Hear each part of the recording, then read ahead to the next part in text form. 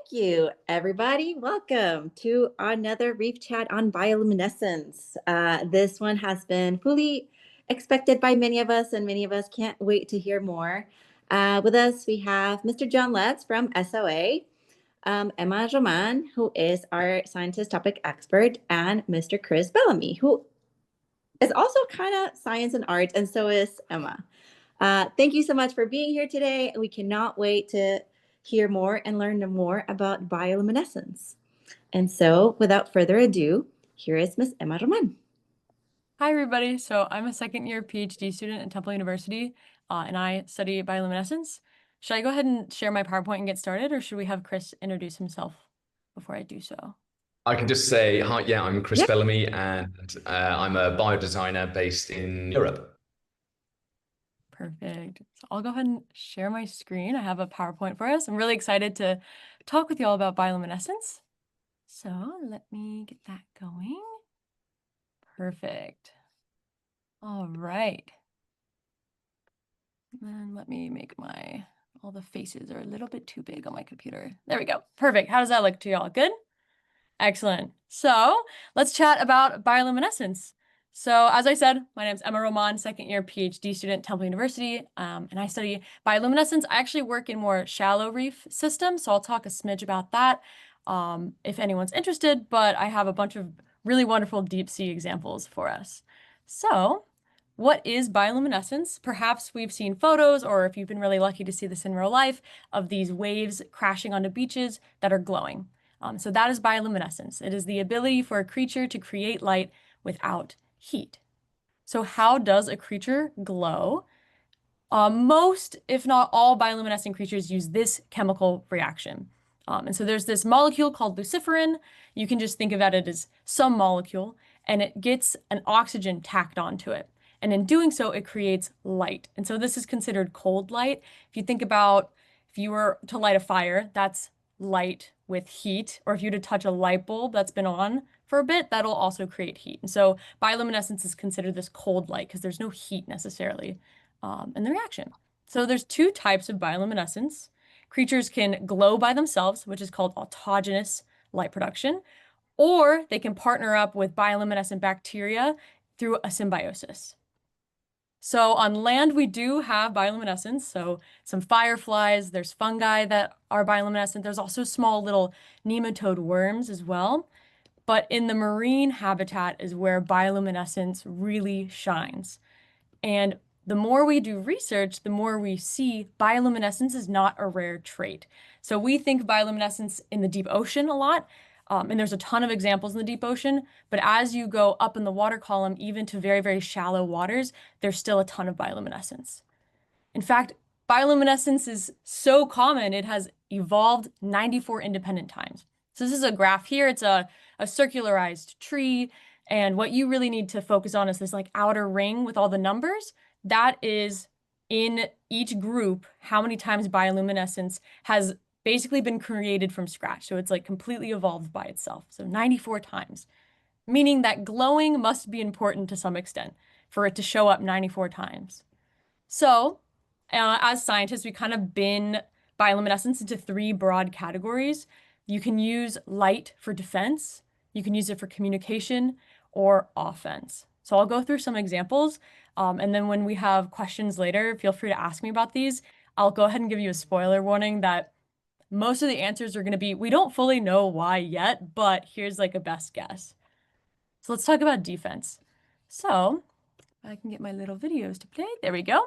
So there's something called flash and dash. So up here on the top, we have a deep sea shrimp that when it feels threatened, will vomit out bioluminescence. It'll like spew it out to scare a predator and then dash away. So quite literally flash and dash. In this video here, we have a cardinal fish, which is just a type of fish, eating an ostracod, which is a really tiny little animal. And the ostracod's like, oh, I don't taste very good. You should spit me out. So the ostracod will produce bioluminescence. I have another video on this slide. It'll produce bioluminescence, which doesn't taste very good to the fish, and effectively light the fish up. So the fish is now more likely to be predated on by a different predator, and the ostracod can swim away. There's also these deep sea worms here called green bomber worms, And they have these little like sacs near their head. And when they get threatened, they will throw out these green bioluminescent sacs, quite literally bombing in the deep sea to scare off predators, and do the same thing, flash and dash away. Another way bioluminescence can be used in defense is for counter illumination. This is a form of camouflage. And the examples videos that I have are really hard to kind of see, because how do you capture camouflage on video is kind of like the next big question in science. But what happens is that these fish, as they're swimming on the ocean, you can imagine yourself swimming in a pool. And if anybody were to look up at the bottom of the ocean or up at the bottom of the pool at you, they would see your shadow, they'd see your outline. So what some species can do, for in this example here, sharks, they can use bioluminescence to match downwelling moonlight to cancel out their shadow, effectively making them invisible to predators. And so this video here is of, oh no, why is this not? There we go, perfect. This video here is of a lantern shark, and this is actually an embryo. So you can see this really, really faint blue glow here. That's like the belly of this lantern shark, and it'll actually flip over in the video, and you can see as it flips over, the bioluminescence goes away, showing that this glowing is on the bottom of the animal. And I actually have my own video here. This is the species of fish that I work with. It's a shallow water fish, and this is a really crude video that I shot on my iPhone. And you can see the fish here, and there's this really bright patch here, and when that light turns off, there's this tiny flash of blue. With your eyes, I can tell you, as someone who's worked with this fish, it's super bright, very obvious to see, and the fact that the iPhone even picks it up at all is spectacular. So counter illumination, essentially using light to cancel out your shadow and be invisible. Another big way you can use light is for communication. So this picture is to a coralia. It's a soft-bodied coral in the deep sea. And researchers have found that they glow, but we don't really know why. And the assumption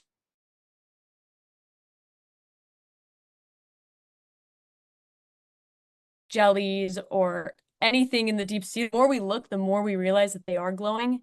And so our assumption is just, oh, if we don't know, it's probably camouflage. But a really beautiful example of camouflage are these flashlight fish here. So all of these little sparkles that you see in the water is a light organ. So these fish use bioluminescent bacteria, and they keep it in this special organ. Imagine if your under eyes could glow in the dark and you could blink them. That's exactly what these fish are doing. So they're communicating with each other in order to school at night, which is something that we've never seen before, because schooling is typically associated with daytime fish. Similarly, you can communicate for mating. So here's a Bermuda glowworm. This female is spinning around in circles to try and find a mate. And so you can light up to say, hey, come and reproduce with me. Or you can, here, the ostracods, remember that was that example where the fish ate this little critter and it flashed and dashed away. They can also use light in order to look for a mate. And so this is a male doing some sort of mating display here, and different species will do different light patterns as well. And then probably our favorite example of the deep ocean and bioluminescence is anglerfish. So you can use bioluminescence to attract prey, so more for an offensive case. So the females will have this lure that has bioluminescence bacteria in it, and they use that to attract little animals or whatever they want to eat to this light, and then the female will chomp down. And then in this video here, we have a fanfin anglerfish found in the deep sea, and it has yet that bioluminescent lure. It also has these little like arm-looking things, the fan, if you will. And if you look really closely, you can see they're slightly glowing as well. And so researchers aren't sure exactly what that is for, if it's also for attracting prey or some form of mating display. But this is like, I think, one of the few videos we have of anglerfish out in the environment. And then lastly, this is more of some crude videos, because again, bioluminescence can be hard to capture. But you can also use bioluminescence in order to get eaten, because sometimes that's the goal. If you're a bacteria and you want to get eaten, it's great to say, hey, come in over here and eat me. So in this study, these researchers took this cardinal fish and put some zooplankton, so just some small food for the fish, and either added bacteria that glows in the dark into the water or didn't. So in this video it's playing here, there's no bioluminescent bacteria in the water. You can see the fish isn't really eating anything, it's just swimming. But when they added bioluminescent bacteria, all of those little zooplankton, the little like the food that the fish wants to eat, is physically running into these bacteria and lighting up in a way that makes the fish actually more likely to hunt. So not super great for the zooplankton, but for the bacteria that would like to get inside of the fish to become part of the gut microbiome or just to be in a different environment, it's a really nice way to say, hey, you should come over here and eat me.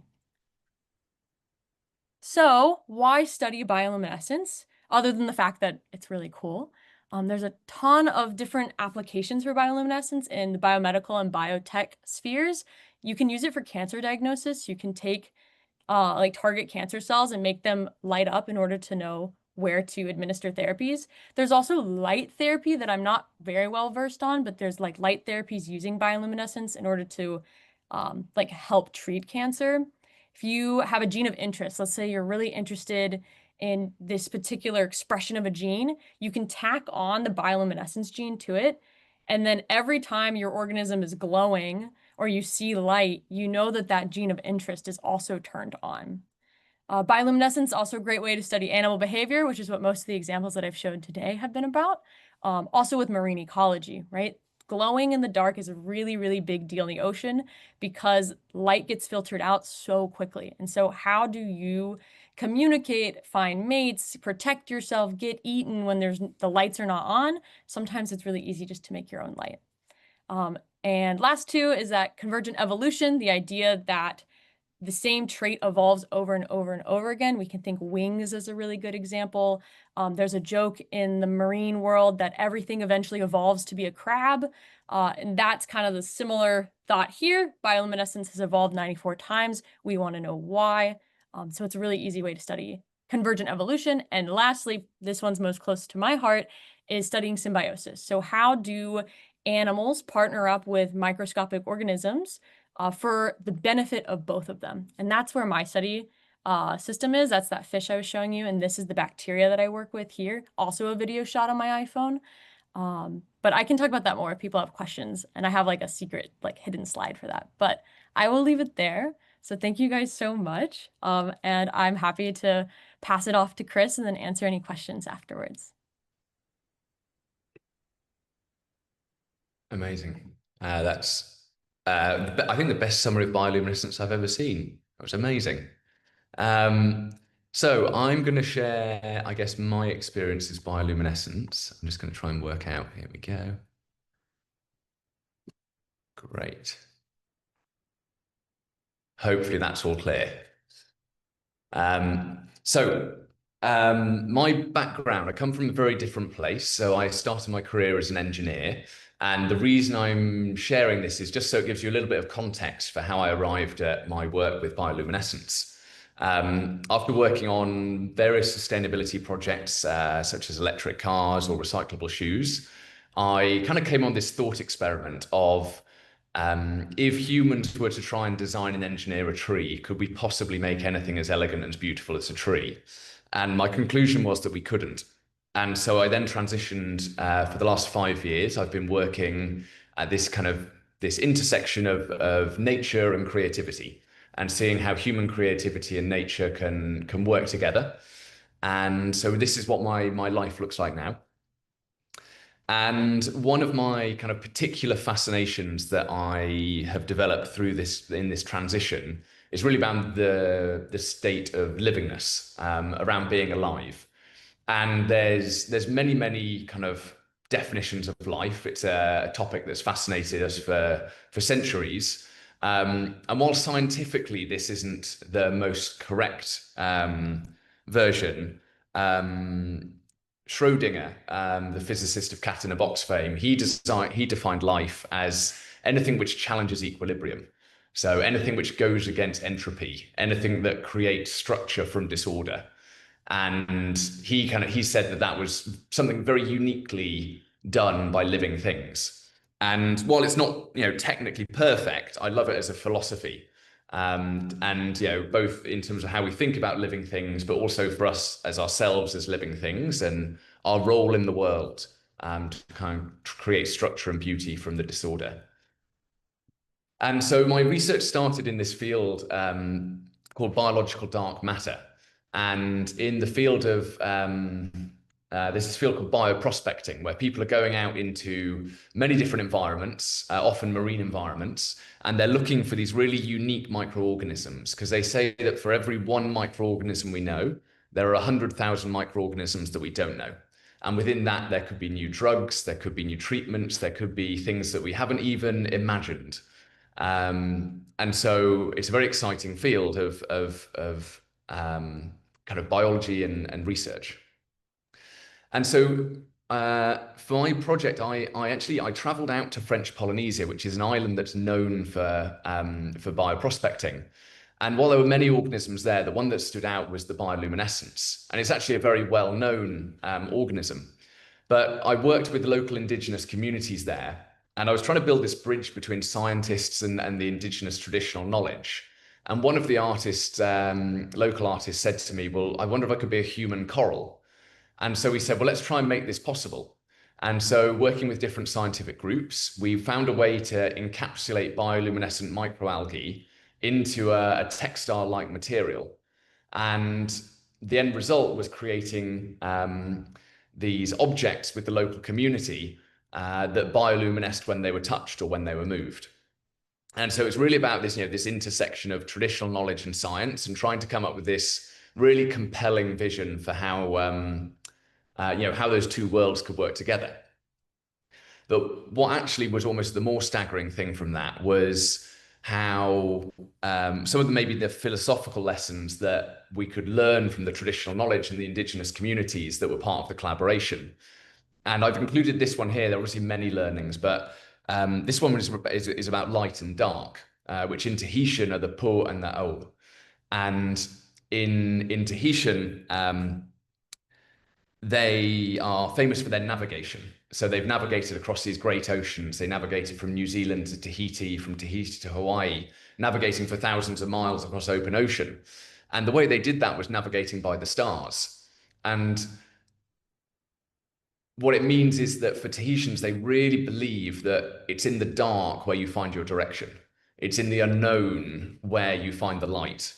And it's this wonderful spirit, because when I proposed this idea of a living bioluminescent textiles in Europe, people laughed at me and they said it was impossible, and they thought it was a joke. Whereas I said this idea in Tahiti to the indigenous communities, and they immediately got on board, because they have this deeply innovative culture. And so, light from, a different perspective, but light had this really, important meaning as part of this project. There was also, a really important subject here around the ethics of working with microorganisms. And so a lot of the, big part of this project was actually the understanding and evolution of growing these microalgae and working with them, because, they're living organisms, and actually the light acts as this kind of mode of communication where you have this, instantaneous response to know of their well-being. And it was actually really important for us, because where we could tell if they were healthy or unhealthy by the amount of light they were emitting, just by shaking the flask, which normally would be an incredibly difficult thing to understand. Knowing if something's alive is actually quite a hard thing to do. But then obviously from an ethical perspective, we did lots of experiments. So this, for example, here was us writing a job description for the algae. And we were asking them to be encapsulated for several months in a closed environment and to only be paid in sunlight. And while it's kind of something that we might laugh about now, it was actually a very important step to go on to kind of understand the relationship that we have as this sort of symbiosis with this living material. This work was then spotted by Dutch fashion designer Iris van Herpen, and I've spent the last 6 months collaborating with her. And in July of this year, we created a fully living garment that walked down the runway at Paris Haute Couture Week. So there you've seen the garment illuminating, and there you can see what it looked like in the daylight. And it was a really special moment. This is here, you can see the material lighting up as it's being moved. And on the left there, you can see the climatic chamber that we had to keep it in. There's a little bit more video. You can see it lighting up in response to touch. That was we've gone on. And then this is some of the video showing how it was developed. how we grow the algae in the lab. And you get this kind of amazing connection growing it. That's what the algae look like. They're sort of a brown liquid, and then we encapsulate it into this material in a protective membrane, and it means that they can be out in the real world doing their thing without getting any damage. I think, for me, what was the really powerful thing about the bioluminescence in this is that bioluminescence really captures people's imagination. And the trouble with most biological processes is that they're generally just quite slimy and unappealing. Whereas this process is something that's so beautiful that a lot of people, saw this dress and saw that, being touched and responded to and it lighting up. Created this sort of awe-inspiring, transcendent experience for particularly the people who wore the dress. So this collaboration, got a huge amount of coverage, but again, light was this universal theme that appealed to everyone. So we had coverage in Nature, we had coverage in Vogue, we had coverage in New York Times, and I think that just sort of shows this universal appeal of light. And the garment has now, on the right-hand side there, it's just been installed into the Kunsthal Museum in Rotterdam. And trying to put a living garment into an archival museum full of, the chamber's full of steam and water and mist. For me, it's a huge step forward to have a museum embracing the challenge of trying to keep something alive. And this is now on show for the next 6 months in the museum. That's a little bit of the process of how it's made, which you've just seen in the video before. And I just wanted to end by, I guess, my real fascination here is about this state of livingness. The bioluminescence really helps us see that something's alive, which is why it was so powerful in this project. But for me, the real fascination is livingness. And livingness is this incredibly fragile state. It's something that is temporal. It's something that can be lost. It's something that can disappear. Death is one of our deepest human fears. And yet the state of it is that fragility that also makes it so beautiful. Though the evolution that Emma was referring to is only possible because we are so fragile, because we, this state of livingness is so adaptable. And again, referencing back to Tahitian culture, in Tahitian culture, there's if you've seen the film Moana, you'll have had a hint of it, but the story of Maui and Te Fiti. And I won't go into the story, but the moral of that story is that the best way to preserve something is to keep it alive. And you see this in particular with traditional knowledge and indigenous knowledge, where they laugh at us kind of, in the Western world that we write everything down, because for them, as soon as you write anything down, it becomes static, it can't evolve. And it's, for them, it's dead knowledge. Whereas they have, most of their knowledge is exchanged verbally. And that way the knowledge is it's alive, it's constantly living, it's constantly changing, it's constantly evolving. And so, behind the science and the collaboration, there's actually this wonderful, for me, meaning and depth in this that came from this collaboration. And I'll finish it there.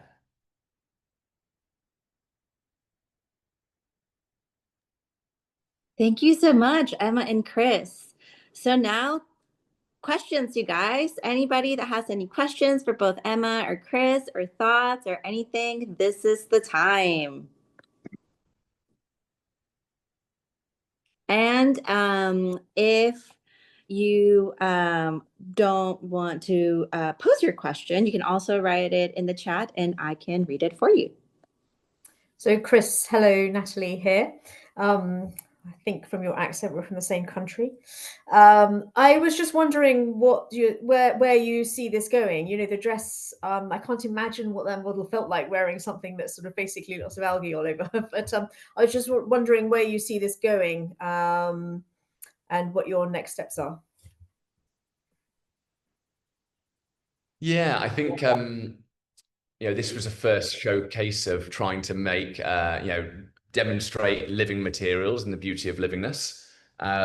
It was a pretty exhausting project, so I'm kind of planning to go into a bit of a hibernation, reflect on where to go next.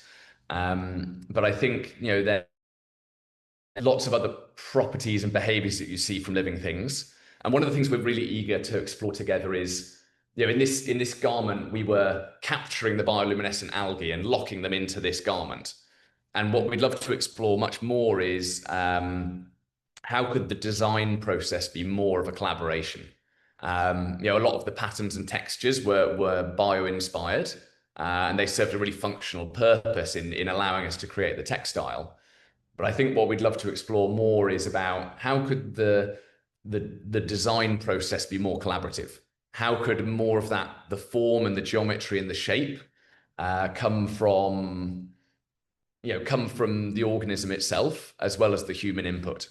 And I think we're really eager to explore what that collaborative design process could look like. I've also got a little bit of a project as well at the moment where throughout this project, it became very clear that there's many times we've used nature's intellectual property without crediting it. So, for example, Velcro, that we all know, that was an idea inspired by nature, but that has the bird that inspired it has never got any of the credit for its intellectual property. All of the profit from Velcro has gone to the commercial owner. And so one of the things we want to do with this project is we're trying to patent the technology, the process that we developed, but we're trying to patent it with nature listed as an inventor, so that nature is acknowledged for the intellectual property that it's contributed to the process, which is much more of a legal project, but I'm trying to kind of trying to push that forward as well. Thank you. Well, just on that point, on the intellectual property, I suppose there is the potential that it could be, funding that goes back into conservation if nature is an owner of, rather than just yeah. And I think all of my work is, commercial companies, if they're going to profit, then actually some of that profit could go back into conservation work. Yeah, absolutely. And I think the intent of my work is to create more questions than answers. And with the process around the nature's intellectual property, the process of going through that will create a lot more questions than it does answers. Should it be assigned to nature? Should it be assigned to the coral? Should it be assigned to the bioluminescent algae? How are they represented as a legal entity? And so, just the thought process of going through it prompts so many questions and really interesting and important discussions. So yeah, it's a great point. Emma, I had a question. So can you remind us you said there were 4 things that bioluminescence was used for out in nature, and I remember one of them was communication, right? What was it? It was like defense, mating, communication. Yeah, defense. I kind of binned it into like things you use for defense, things you'd use to communicate, and things you'd use for like offense was kind of the word that I used. Yes. And so I guess it's a 2-parter. So one is, is there any way for us to interpret the way they communicate with light? And then does that mean that the bioluminescence that's happening in your piece, Chris, is that a reaction to their environment, or is that a form of communication that's happening? Yeah, so I think, first of all, I think that's a great question. I think the biggest trick with studying bioluminescence, especially from an ecological perspective on like what are these animals doing, is it's really hard to see with our eyes because our eyes are not as well adapted. And then our cameras also are not necessarily up to par yet, maybe is like the word I'd use. So a lot of the scientific literature says very carefully, we are pretty sure that bioluminescence is used for X, Y, and Z, but future studies are needed is kind of the way that scientists have their like get out of jail free card. But I think for something like the flashlight fish, those are all those fish that were schooling and blinking. That is so bright. And you can keep those fish in aquaria. I used to work in a museum and we had them at our museum, that you can start to kind of ask like, okay, how are they communicating with each other? What is the pattern that I'm seeing over and over again? So overall, yes, but I'm going to use the get out of jail free science answer of like, we definitely need more research, at least with the fish that I study.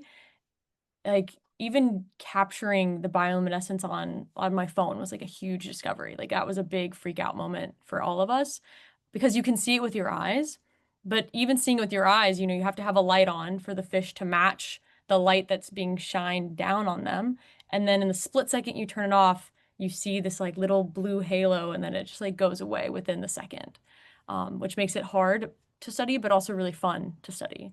And then for the oxygen, or for the reaction with like the algae, because of oxygen being in the reaction, so you have that molecule, that luciferase molecule that gets the oxygen tacked onto it. That's how the light's made. So you need that oxygen, which I imagine when somebody's touching the garment, they're kind of like mechanically like moving oxygen around in the garment, which is why those algae are bioluminescing. And then the algae could also be bioluminescing if they want to get eaten, and they're like, hey, somebody come look at me.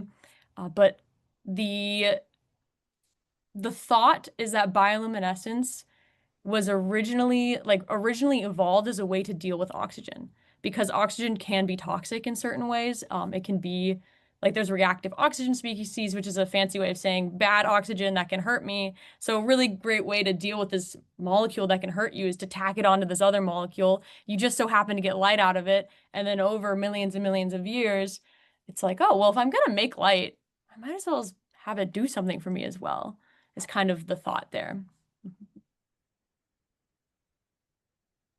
Thank you.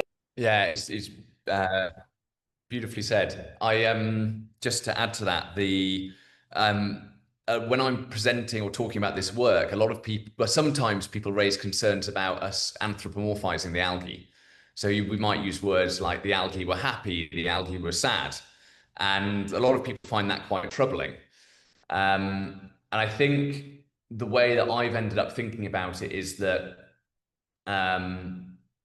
the algae that we use, they're called Pyrocystis lunula, and they're actually in this half moon shape. And the trigger for them to start luminescing is the pressure differential between the sides of the algae. So the mechanicals, when they get touched and rubbed, it creates a pressure gradient, and then that triggers the bioluminescence. And I liken it to us humans having a stress response. We produce cortisol or whatever it might be that then triggers us to have a response, which might be shouting or moving and so on.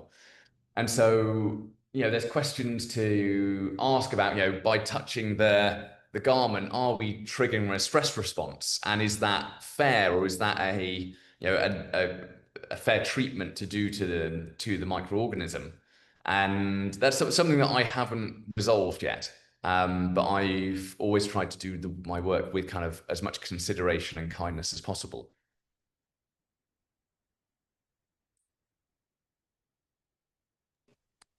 And then I think you had a question for Chris, is that right? I did, yes, I can ask that question. Chris, I'm really curious as to how you guys are preserving this, because at least the bacteria I work with glow very, very bright for maybe like 2 to 3 days, and then they get old, they get like spent, and so then they don't glow as bright. So I'm really fascinated as to how you guys are preserving this. So because we're working with a bioluminescent microalgae, they are photosynthetic. So your bacteria will be, I assume they'll be using glucose or whatever food you're giving them, and that energy, there's I don't know if you touched on, but quorum sensing. That when you get to a certain density of the bacteria, they all somehow suddenly know how to turn on and light up at the same time, which is just amazing. And if you know any more about that, then maybe you can share it. But with the bioluminescent algae, they're photosynthetic, so they've got chloroplasts in. And the chloroplasts are amazing. They're kind of these tendrils spread out throughout the cell, and they're constantly, they're soaking up the sunlight, they're charging up, and that's where they get their energy from. So as long as with the microalgae, as long as you keep them on give them plenty of daylight, then they have all the energy they need to stay alive. The interesting thing is that one of the most important things in keeping them healthy is that you have to keep them on a very regular circadian rhythm. So, for example, if you were to fly across the Atlantic with the bioluminescent algae, they would get jet lagged. And, you'll think that you've killed them for a week, and then about a week later, they'll suddenly start lighting up again. And they've got this circadian rhythm because, it's they don't want to light up during the day because that would be a waste of energy. So they've got this circadian rhythm that means they only light up at night. And as soon as you start to say that your algae have got jet lagged, that's when people really start to create this feeling like, wow, they are alive and they can really relate to them. That's so cool. I really love that they get jet lagged. Yeah. Yeah, and that makes total sense when you say it like that. That was very well said. Yeah, and for the bit about quorum sensing, for just to like, I can give a little spiel on that. Quorum sensing is really cool. It's basically when all of these bacteria are in a dense enough growth. So you can think about it like we have filled an apartment complex to the max. Like every unit is filled. And then at that point, everybody turns on their lights in their apartment and it lights up the whole apartment building. That's kind of how quorum sensing works. The bacteria I actually study don't quorum sense, which is really like special, I guess, for them. They are just always glowing. So it can be really young. There's not a lot of them and they're still pretty bright. And then as I get more bacteria in my culture, the luminescence will go up. So there'll be like more glowing, but not necessarily because there's more like bacteria touching and they're turning on more lights. It's just more so there's more of them physically. But no, that was really well said. That was so cool.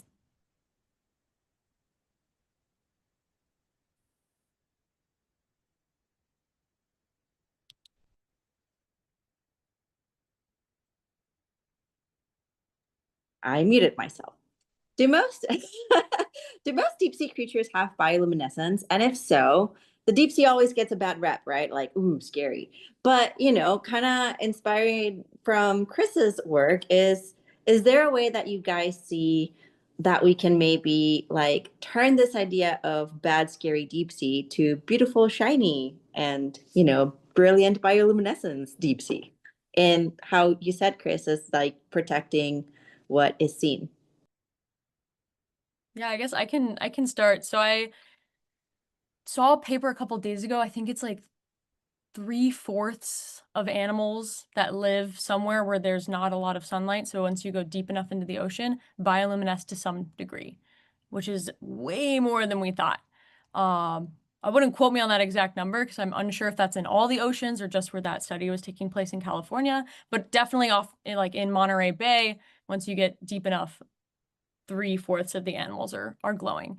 And so I think with the deep sea, as somebody who is also a little scared of the ocean, despite being a marine biologist, I think the best way to get people less scared about the ocean is to excite that curiosity. And like that's what I love so much about being a scientist, is that for me, science is inherently a very creative field and a very curious field.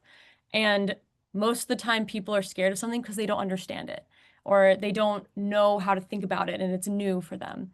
And so by having more like documentaries or videos or things about the deep sea, like educating people more, showing them cool videos and such, I think that helps a lot with like sparking that curiosity, which will override that fear.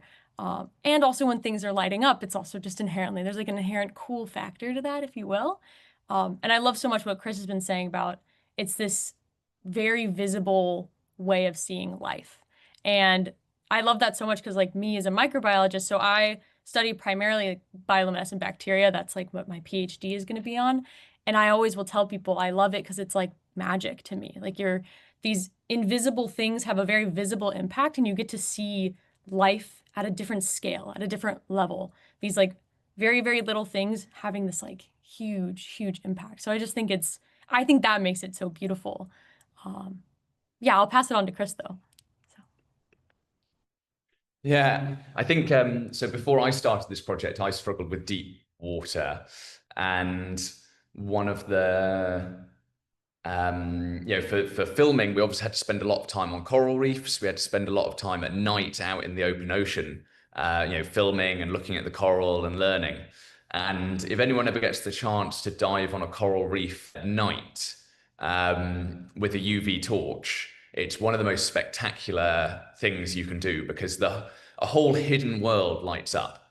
Our eyes obviously don't, detect UV, but when you're shining a UV light, you get the tiniest glimpse into a secret world that other organisms that can see those light spectrums might glimpse into. And then I think, from a fear perspective, one of the things that I came to see was, spending a lot of time on coral reefs where you've got sharks, you've got corals, you've got fish, you've got everything all, swimming around you at all times. And I think you start to grow this appreciation of how these creatures and animals and fish, they have an appetite. And the sharks will be happily swimming around the fish, and the fish will be happily swimming around the shark because they happily coexist. And that symbiosis is there because they're accepting of the relationship they have. And I think, the Polynesians, you'll be swimming on the reef and there'll be a tiger shark passing, and it might as well be a bus passing down the road, because they're completely used to coexisting with all of those different animals. And so I think that spending time in that environment and understanding the interconnectedness of it all and all the symbioses that are taking place, for me, really helped me get at ease with being in that environment. I'm gonna go ahead and jump in because that reminds me that yes, I also was scared about being in the ocean, and I got the opportunity to do a night dive actually. So exactly what Chris was saying, a night dive, I had a fluorescent torch with me to actually look around. Granted, worst time to do a night dive, there was a thunderstorm on the horizon, the water was really choppy, but we had to get our samples, so it was very, mission oriented. But I had a very similar reaction of, wow, everything in the ocean is, this is normal life for them. And I think that's when my fear also turned not only into this curiosity, but also into this respect for the ocean. I was like, okay, I'm in their environment and I'm going to be respectful. And even though, at least where I go diving in Okinawa, Japan, there's lionfish, sea snakes, sharks, anything deadly, you name it, is in that water. I realized, oh, if I'm just calm and respectful, we're going to be okay. And that was a turning point in my career for me and as a scientist, this idea that I don't have the rights to anything. Nature has the rights to everything. I'm simply the one who is looking at it and asking questions, but I'm not discovering anything. I'm just taking what nature has already done and translating it into a way for other people to understand. And so I think that's what's really powerful about the ocean, at least for me, was that it showed me that we really are just but humble people living in the world. We don't actually have much power over it at all. And so we should be very respectful of it, especially as the climate is changing. I went back last summer to Okinawa, and the reefs went from beautiful, pristine, what you would see on a BBC Nature documentary, to bleached in a year. And that was really eye-opening for me because I'd never witnessed that firsthand. And I was like, wow, the whole earth is, we have stewardship over the earth, but we don't have ownership over the earth. And I think that's something that a lot of people in my field as ecologists are becoming more vocal about as well. So yeah, kind of in a tangent and aside, but I really liked how Chris put it.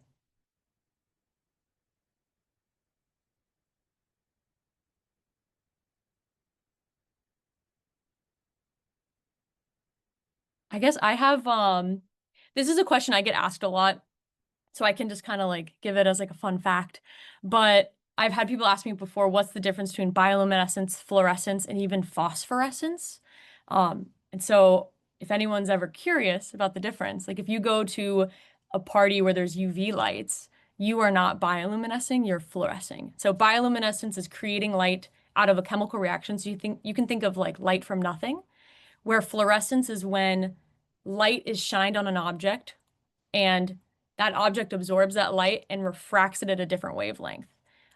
So if you have a UV light and you shine it on a coral, the coral might glow green. There are scorpions that will glow blue under UV, and that's all fluorescence.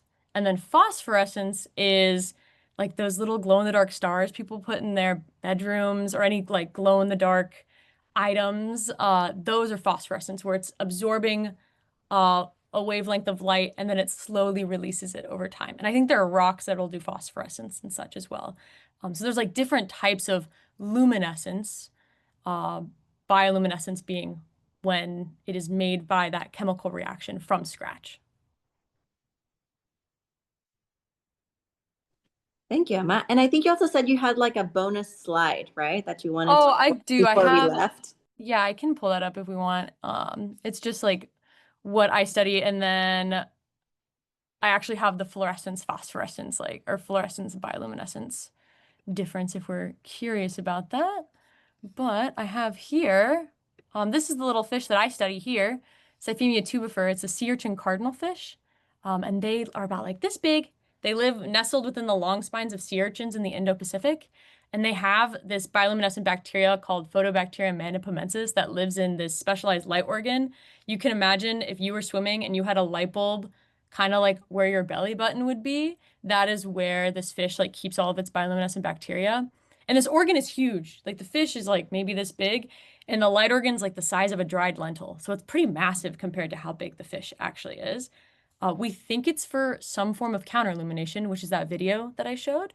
Although who knows, maybe they're using it for mating or other things. Like I hope to look at that in my PhD. But we're developing this system, so this fish and bacteria symbiosis, as a way to study vertebrate bacteria symbioses, specifically with applications to the gut microbiome. So my funding in my lab actually comes from NIH, the National Institute of Health, which is like kind of crazy that you can connect coral reef ecology with human gut microbiome research through this tiny little fish that nobody would care about on a reef because it's not very flashy and cool looking, and it's cryptic and hard to find and small. But the reason we can do that is that organ I was telling you about is attached to part of the fish's stomach. So there's no digestion happening there. But because it's attached to the stomach, this bacteria has to go through the fish, get past all the immune defenses and say, I'm friendly, you want me, I swear, and then goes into this special organ, and it's one fish to this one very specific bacteria. So it's this like insane level of specificity that we see, and it's in that specialized organ, which is why we can relate it to gut microbiome research. That's probably a couple PhD students from me will be doing more of the like immunology, like how the fish is responding in terms of health, like that sort of stuff. Where my research is concerned is how this fish finds this bacteria, because they don't get it from mom and dad. They get this very specific bacteria somewhere out on the open ocean after they have been alive for 7 days. So these little larval fish, it's pretty cool. My fish, I could gush about them forever. They're paternal mouth brooders, which is a fancy way of saying that the dads put all of the eggs in their mouth and then they keep them in their mouth for 6 days. They forgo eating, and then they spit out all these like 400 little larval fish that go swim out into the ocean. And then after 7 days of swimming out in the ocean as little larval fish, the size of maybe a sesame seed or smaller, you somehow find this one particular species of bacteria, and then you go find a reef and settle on. It's this like crazy level of specificity, and finding bacteria in the environment, which you and I do whenever we eat food. That's why people talk about probiotics and like drinking poppy soda or like having yogurt or kimchi. Like those are bacteria that we get from the environment that are like good for us. And so it's this, yeah, it's this crazy system of we're in a coral reef, we're working very, very directly with like reef ecology, but for future applications of like human health. Or it could be an application for human health. So that's like what I study. And then I have this bioluminescent fluorescence example here of here's some scorpions that are fluorescing, and here are fireflies which bioluminesce. And then my other slide was about actual like light colors. So in the ocean, we have more blue-green, but on land we have green-yellow. And the only reason that is because the luciferin molecule that gets that oxygen tacked on can be slightly different shapes. And by being a slightly different shape and getting the oxygen tacked on a certain way, you like emit a slightly different wavelength of light. So those were my like little bonus slides. That makes me so happy because my favorite deep sea fish is an anglerfish, and I think a lot of them do bioluminesce. And so it makes my heart like happy just to imagine all these like creatures that have a very bad reputation.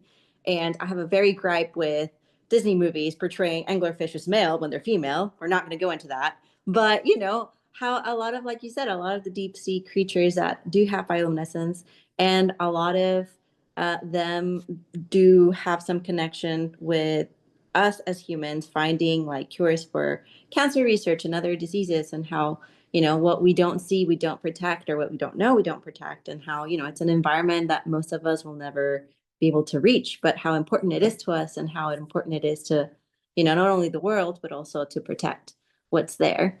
Because Exactly. As studying somebody who studies like symbiosis, like my whole PhD is very much about like I'm focused on the bacteria's point of view, but about symbiosis and like the idea of collaboration is good and inherently something that nature likes and does.